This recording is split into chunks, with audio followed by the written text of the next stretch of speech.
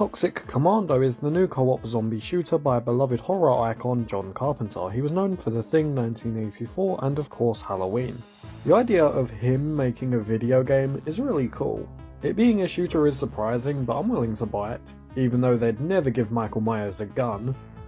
Ignore that. I really wanted to play this game and now it's out. I beat it in one day. Is the game good? To find out, let's dive deep into the controller and play Toxic Commando. Technically it's called John Carpenter's Toxic Commando, but if I'm gonna say the title I'm not gonna say all of that every time. Before we start, there is something I do need to mention though.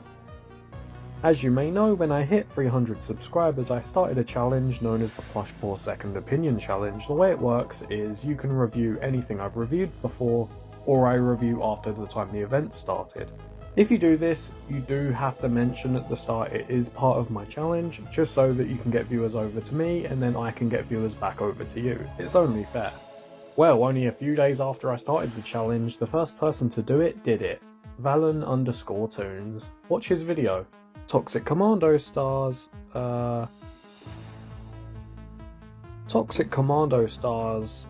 are the main characters again? See how I had to struggle to remember the names? These main characters are so boring. They just don't have any chemistry whatsoever. They don't get a lot of moments where they can really interact in a funny or meaningful way. When Suicide Squad killed the Justice League's doing a better job than you should be worried. Oh wait, no, I actually like that game.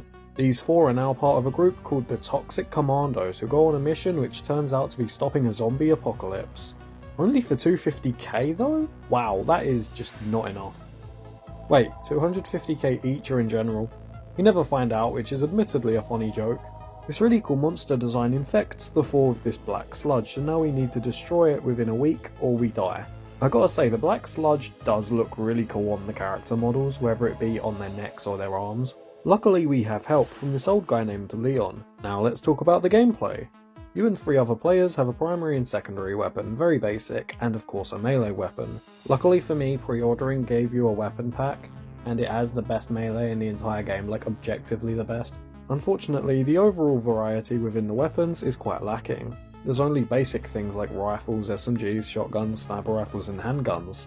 There's a few special loot exclusive weapons, but that's kind of it.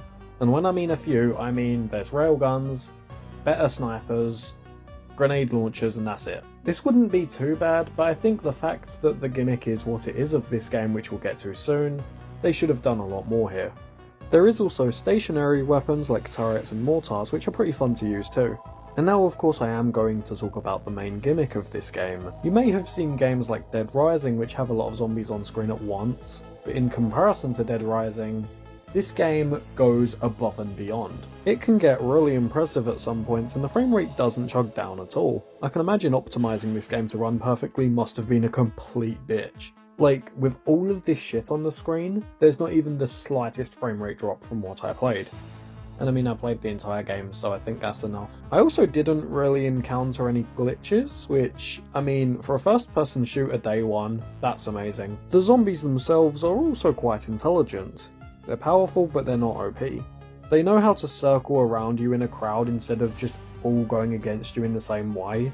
They know how to jump onto your vehicle to attack you, things like that. Also, there was one point in the game where I tried to reverse my truck and actually hit the zombies, but instead of getting run over, they actually jumped onto the back to avoid being crushed. Nice. There's even these ones which are basically just Minecraft creepers. There's also these tendrils that you need to destroy either just by shooting at it, or depending on the type, you need to shoot these red bubble things first. Some enemies can grab you and you need a teammate to shoot you free. Cool idea, but it's just not done well here. You get your health drained way too fast in my opinion. The game also has 4 classes, and I like how this was implemented. Unlike Borderlands where a certain character has a certain playstyle stuck to them, here any character can have any class. And you're not stuck to like one class per team. You're stuck to having one of each character per team, but not the class. The classes are very basic. There's a healing class, there's a defense class, there's one with a drone, and then of course there's Fireball. Wait, what do you mean of course? 3 of these are pretty standard and then one's just arcane magic? They don't explain it, maybe the comic book they released does, I have no idea. There is also a skill tree which is pretty cool, but the issue with that is You can only access it in between levels in the hub world, and I kind of forgot to go back and upgrade it after the first time I saw it. As for the level design, it's open world, but oh my god, this could have been handled so much better, almost like another game that Saber made. You see, you have the hub world in between levels, and that's where you just select what you want to do. The levels themselves are really linear, so why make this game open world? The PlayStation 5 thing that tells you objectives in each game you're playing on PS5 says that each level's only half an hour long. That is a lie.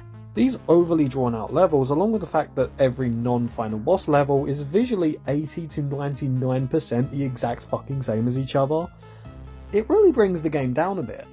I also remember constantly thinking like, oh wow, I'm at the end of the level. Nope, I'm not, and then I wouldn't even be like halfway through half the time. The thing is, with these really long drawn out levels too, there's only 9 of them.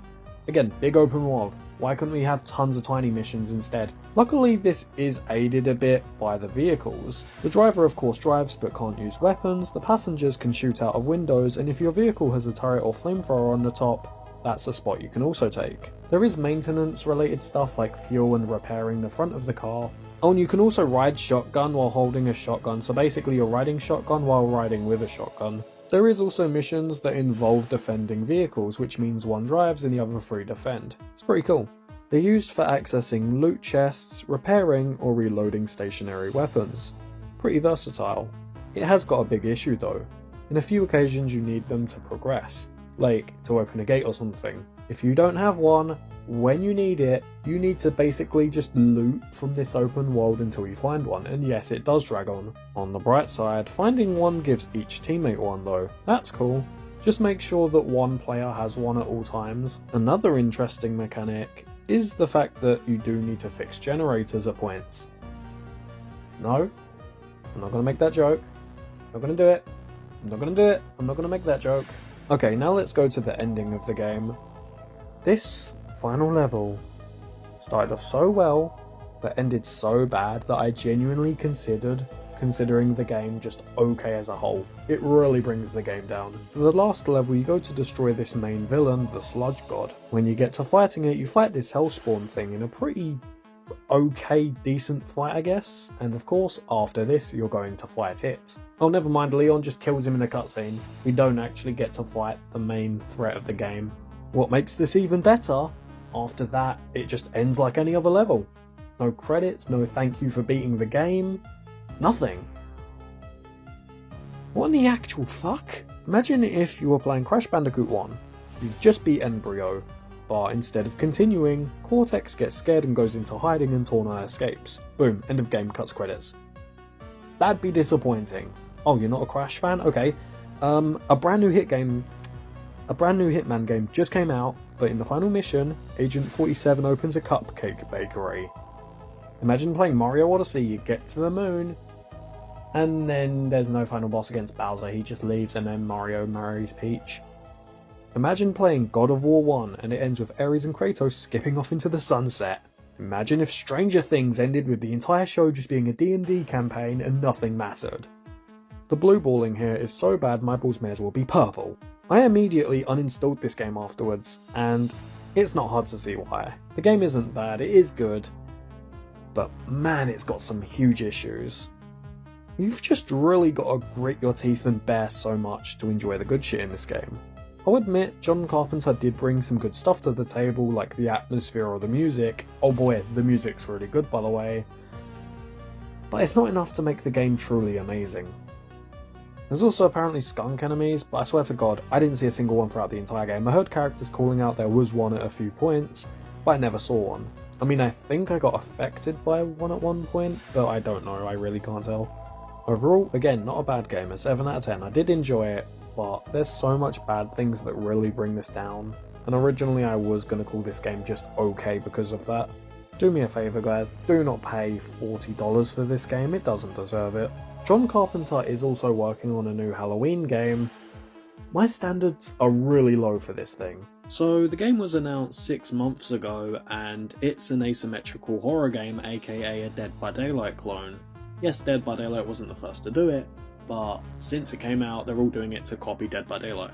One big thing we do know about the game though is, alongside the multiplayer stuff, which let's be honest isn't going to last too long, they're going to also do a single player campaign. Sounds pretty cool, right? You get a traditional horror game alongside this online stuff. Well, They've seen things for the game a few times now, but they haven't shown a single shred of what this single player side thing's gonna be like. I just don't have hope in it. I mean, they've shown the game off a few times, but what are they hiding? Why aren't they showing us anything for this? Is it just gonna be the multiplayer, but stripped down for single player usage? Whatever it is, I don't have any hope for it, especially when we just look at all the other games like this, all the other games that wanted to be Dead by Daylight so bad, but failed. I do hope that after these two games, John Carpenter can make something truly excellent as a video game experience. 2026 just doesn't seem to be the year for him though. Anyways, like I said, good but disappointing game, yada yada, something about picking up a controller. I'm gonna go play more Mario plus Rabbids Sparks of Hope now. Bye!